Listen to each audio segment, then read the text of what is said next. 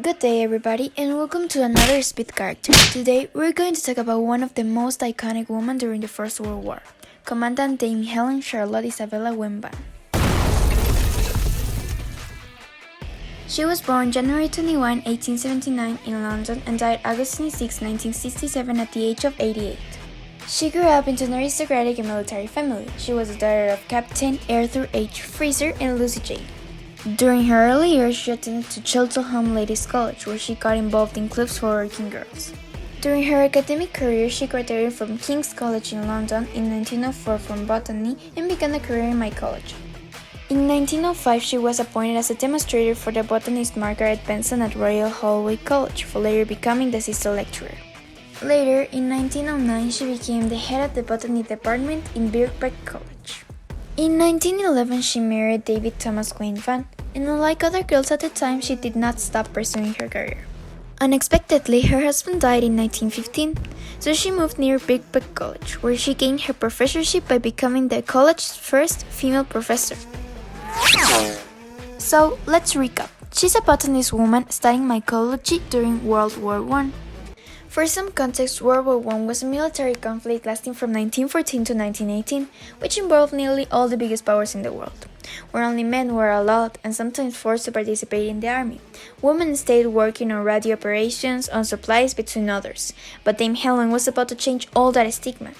During this period of time, Europe's six major powers were split into two alliances, the Triple Alliance and the Triple Entente, that will form the two sides during this world conflict.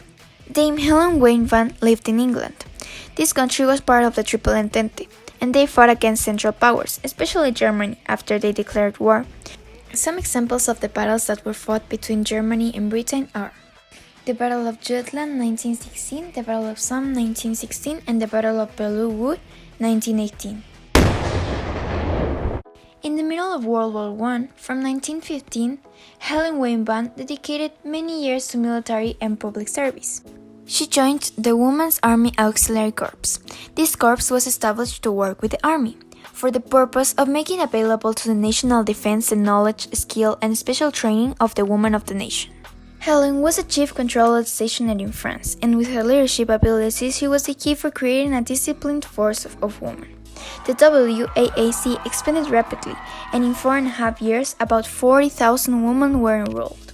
Wynne-Vann became the first woman to wear the insignia of a military commander of the Order of the British Empire in 1918. After that, in September 1918, she was transferred to the Women's Royal Air Force, where she was a brigadier. Brigadier is the highest field grade officer in the British Army. By the end of the year, the WRIF was the best disciplined and best turned out women's organization in the country. This remarkable achievement was due to Dame Helen Wynne-Vann.